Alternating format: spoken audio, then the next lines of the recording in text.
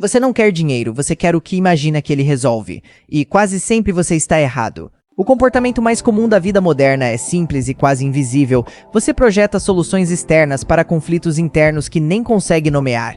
Dinheiro vira o símbolo perfeito disso. Ele é concreto, contável, mensurável. Diferente das suas inquietações, que são difusas, desconfortáveis e difíceis de explicar até para você mesmo. Então sua mente faz um atalho elegante. Ela pega algo abstrato, como insegurança, comparação ou necessidade de validação, e traduz tudo isso em uma meta objetiva: ganhar mais, trabalhar mais, acumular mais. E isso cria uma sensação de clareza. Parece que você finalmente sabe o que quer, mas não sabe. Você só trocou um problema complexo por um objetivo simples, e isso é extremamente sedutor. Porque objetivos simples são mais fáceis de perseguir do que perguntas difíceis de encarar. Observe como isso aparece no dia a dia. Você não quer apenas comprar algo, você quer o que aquele algo representa. Liberdade, reconhecimento silencioso. E quanto mais você acredita que o dinheiro é o caminho direto para essas sensações, mais você ignora o fato de que essas sensações não obedecem à lógica financeira. Elas obedecem à lógica psicológica. E isso muda tudo, porque significa que você pode ganhar mais e continuar sentindo exatamente o que sentia antes, só que agora com uma conta bancária maior e uma confusão interna mais sofisticada. Existe um detalhe curioso que quase ninguém percebe. A maioria das suas decisões financeiras não nasce da lógica, mas da necessidade de coerência com a identidade que você construiu. Você não compra coisas, você mantém uma narrativa sobre quem você é, e essa narrativa não foi criada do zero, ela foi absorvida. Ao longo dos anos, você foi exposto a padrões, referências, comportamentos e recompensas sociais que moldaram silenciosamente o que você considera sucesso. O problema é que você não percebe isso acontecendo. Você acredita que chegou nessas conclusões sozinho, mas não chegou. Sua mente foi treinada para valorizar certos sinais, e dinheiro é um dos sinais mais fortes. Ele comunica poder sem precisar explicar, comunica competência sem precisar provar, comunica valor sem precisar justificar. E é exatamente por isso que ele se torna tão perigoso quando vira objetivo central.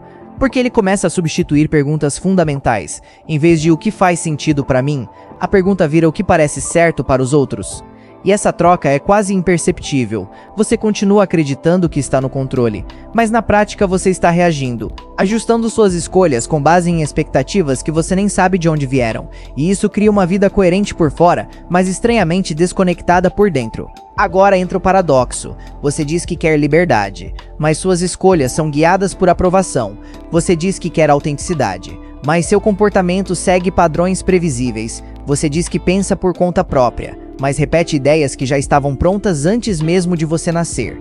E o dinheiro entra exatamente nesse conflito. Ele promete liberdade, mas muitas vezes reforça a dependência. Porque quanto mais você associa sua identidade ao que possui, mais você precisa manter essa imagem. E manter uma imagem exige consistência. E consistência exige repetição. E repetição limita a variação, ou seja, aquilo que deveria te libertar acaba te prendendo em um padrão ainda mais rígido. Você não pode simplesmente mudar, porque mudar colocaria em risco a imagem que você construiu. E essa imagem, aos poucos, vira uma espécie de contrato invisível com o mundo. As pessoas esperam que você continue sendo quem você demonstrou ser, e você também espera isso de si mesmo. Então você continua, trabalhando, ganhando, mantendo, expandindo, mas raramente questionando. Porque questionar pode desmontar tudo. E o mais interessante é que isso não parece uma prisão. Parece progresso. Parece evolução. Parece conquista. E talvez seja. Mas também pode ser apenas uma forma mais sofisticada de repetição.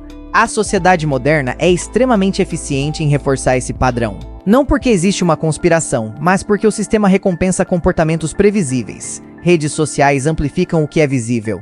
E dinheiro é visível. Estilo de vida é visível. Resultados são visíveis, mas conflitos internos não são. Dúvidas não são. Ambivalência não é. Então o que ganha espaço é aquilo que pode ser exibido. E isso cria uma distorção silenciosa. Você começa a calibrar suas escolhas com base no que pode ser mostrado, não no que faz sentido internamente. E o dinheiro se encaixa perfeitamente nesse jogo. Ele valida decisões sem exigir explicações profundas. Ele encerra discussões. Ele simplifica julgamentos. Se deu dinheiro, parece certo. Se não deu, parece errado. E essa lógica é extremamente limitada, mas incrivelmente persuasiva, porque ela economiza esforço mental. Em vez de lidar com nuances, você reduz tudo a resultado. Só que resultado não revela intenção, não revela motivação, não revela conflito. E principalmente, não revela se aquilo que você está construindo tem algum alinhamento real com quem você é ou se é apenas uma resposta eficiente ao ambiente em que você está inserido. E quando você não percebe essa diferença, você começa a viver de forma reativa, respondendo estímulos, otimizando ganhos, ajustando rotas, mas raramente escolhendo de forma consciente. Porque escolher de verdade exige um nível de clareza que não pode ser terceirizado para números. E talvez o ponto mais desconfortável seja esse. Dinheiro resolve muitos problemas reais, mas não resolve o problema de não saber por que você quer o que quer. Ele pode te dar acesso, conforto, mobilidade, possibilidades, mas não pode decidir o que vale a pena fazer com isso. E sem essa clareza, mais opções não significam mais liberdade, significam mais complexidade. Porque agora você precisa escolher entre caminhos que todos parecem válidos. E sem um critério interno sólido, você recorre ao que sempre recorreu: referências externas, comparação, tendência, aprovação. E assim o ciclo continua, só que em um nível mais alto, mais sofisticado, mais difícil de perceber.